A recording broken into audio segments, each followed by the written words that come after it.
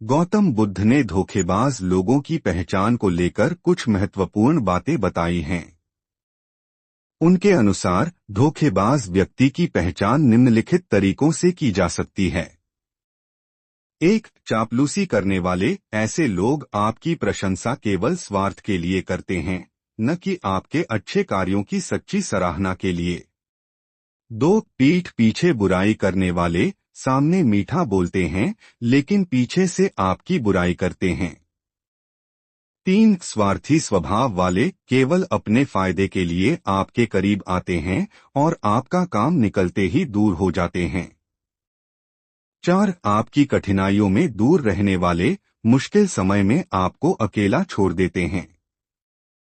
5. अत्यधिक लोभ करने वाले। धन, शक्ति या संसाधनों के प्रति लालच रखते हैं और दूसरों को छलते हैं। 6. झूठ बोलने वाले। बातों में सच्चाई की कमी होती है और अक्सर झूठ बोलकर भ्रम पैदा करते हैं। 7. दूसरों को भड़काने वाले। हमेशा दूसरों के बीच विवाद पैदा करने की कोशिश करते हैं। 8. विश्वासघात करने वाले। जिन पर आप भरोसा करते हैं, वही आपके साथ विश्वासघात करते हैं। 9. दिखावा करने वाले। अपनी असलियत छिपाकर कुछ और बनने का नाटक करते हैं। 10. दोहरी बातें करने वाले। एक ही बात को अलग अलग जगहों पर अलग तरह से प्रस्तुत करते हैं। गौतम बुद्ध ने सिखाया कि ऐसे लोगों से बचना चाहिए और सच्चे, ईमानदार और सहृदय लोगों का साथ देना चाहिए। धोखेबाज लोगों की पहचान। एक कहानी। एक बार की बात है, गौतम बुद्ध अपने शिष्यों के साथ एक गांव में उपदेश देने गए। वहां के लोग बुद्ध से अक्सर पूछते थे, भगवान, हम कैसे जाने कि कौन हमारा सच्चा मित्र है और कौन हमें धोखा दे सकता है। गौतम बुद्ध मुस्कुराए और बोले, मैं तुम्हें एक कहानी सुनाता हूँ। कहानी। एक बार एक व्यापारी था जिसका नाम आनंद था। वह बहुत दयालु और विश्वास करने वाला व्यक्ति था। लेकिन उसका एक मित्र सुहास केवल उसके पैसे और संसाधनों का उपयोग करना चाहता था। सुहास अक्सर आनंद की प्रशंसा करता और उसकी मदद लेने के बहाने उसके पास आता। एक दिन आनंद ने सुहास से पूछा, तुम मेरी इतनी तारीफ क्यों करते हो? सुहास ने कहा, क्योंकि तुम सबसे अच्छे हो। मैं तुम्हारे जैसा बनना चाहता हूँ। लेकिन असलियत में सुहास आनंद से ईर्ष्या करता था और उसकी पीठ पीछे लोगों से बुरी बातें करता था। कुछ समय बाद आनंद को एक कठिनाई का सामना करना पड़ा। उसे पैसों की जरूरत थी और उसने सुहास से मदद मांगी। सुहास ने तुरंत बहाना बनाया और मदद से इनकार कर दिया। इस घटना से आनंद को समझ आ गया कि सुहास सच्चा मित्र नहीं था। बुद्ध का संदेश। बुद्ध ने कहा, इस कहानी से हम सीखते हैं कि धोखेबाज लोग 1. तुम्हारी केवल तब मदद करेंगे जब उन्हें लाभ हो। 2. तुम्हारी तारीफ करेंगे लेकिन पीठ पीछे बुराई करेंगे। 3. कठिन समय में तुम्हें अकेला छोड़ देंगे। 4. झूठ बोलकर तुम्हें भ्रमित करेंगे। 5. दिखावा करेंगे और अपने असली इरादे छिपाएंगे। बुद्ध ने समझाया कि सच्चे मित्र वही होते हैं जो कठिन समय में भी तुम्हारा साथ दें और तुम्हारे प्रति सच्चे हों। हमें ऐसे लोगों को पहचानकर उनसे दूर रहना चाहिए। गांव के लोग बुद्ध की बात समझ गए और उन्होंने निर्णय लिया कि वे अपने जीवन में सच्चे और ईमानदार लोगों का साथ देंगे। गांव वालों का जीवन परिवर्तन। बुद्ध की शिक्षाओं ने गांव वालों पर गहरा प्रभाव डाला। उन्होंने न केवल अपनी जिंदगी में सच्चे और धोखेबाज लोगों को पहचानना शुरू किया, बल्कि दूसरों को भी यह शिक्षा देना शुरू किया। एक दिन गांव में एक अमीर व्यापारी आया। वह गांव वालों को अपनी योजनाओं में शामिल करने के लिए बड़े बड़े वादे करने लगा।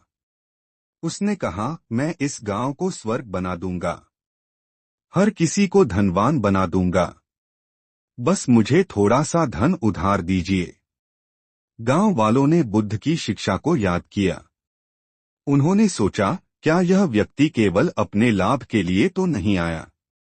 उन्होंने व्यापारी से पूछा, तुम यह सब करने के बाद हमें क्या दोगे? व्यापारी स्पष्ट जवाब नहीं दे पाया। बुद्ध की शिक्षाओं का पालन।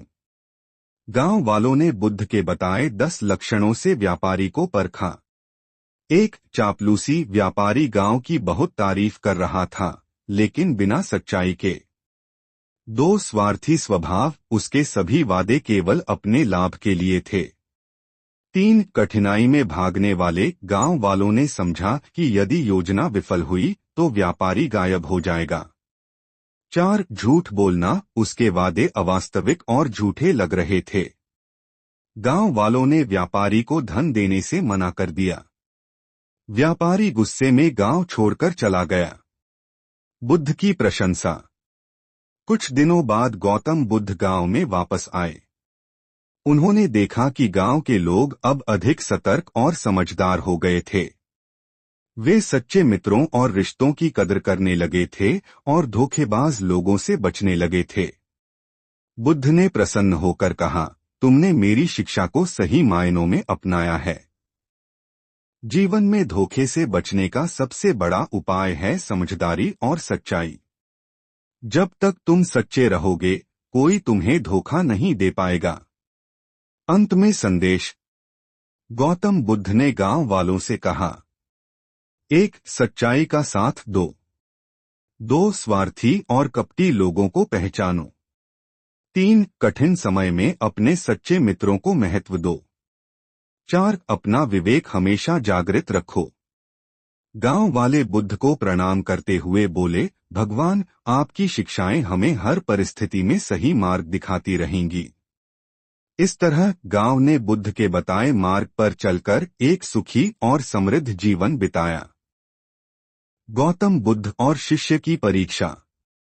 गौतम बुद्ध के गांव छोड़ने के कुछ समय बाद उनके एक शिष्य ने बुद्ध से पूछा, भगवान, आपने हमें धोखेबाजों की पहचान करना सिखाया, लेकिन क्या हम खुद को भी धोखेबाज बनने से रोक सकते हैं?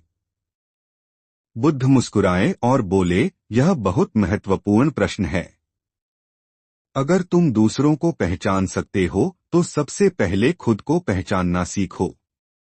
बुद्ध ने अपने शिष्य को एक परीक्षा दी। उन्होंने उसे एक गांव भेजा और कहा, इस गांव में जाओ और लोगों से मित्रता करो। लेकिन याद रखना, तुम्हें खुद को सच्चा बनाए रखना है। किसी भी परिस्थिति में झूठ या छल मत करना। परीक्षा की कहानी। शिष्य गांव पहुंचा और वहां के लोगों से मिलना शुरू किया। कुछ दिन बाद गांव के मुखिया ने शिष्य से कहा, हमने सुना है कि तुम गौतम बुद्ध के शिष्य हो।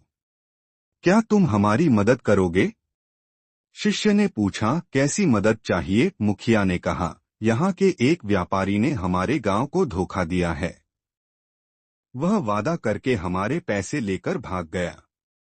क्या तुम उसे वापस ला सकते हो? शिष्य ने सोचा कि उसे बुद्ध की शिक्षा के अनुसार सच्चाई और ईमानदारी का पालन करना है। उसने व्यापारी को खोजने का निर्णय लिया। व्यापारी का सामना। शिष्य ने व्यापारी को एक दूसरे गांव में ढूंढ निकाला। उसने व्यापारी से कहा, तुमने गांव वालों को धोखा दिया है। अगर तुमने पैसे वापस नहीं किए तो तुम्हारी सच्चाई सबके सामने आ जाएगी।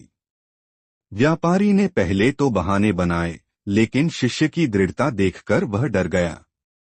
उसने सारे पैसे लौटा दिए और माफी मांगी। गांव वालों का धन्यवाद। जब शिष्य गांव लौटा और उसने पैसे वापस कर दिए तो गांव वालों ने उसकी सच्चाई और ईमानदारी की प्रशंसा की।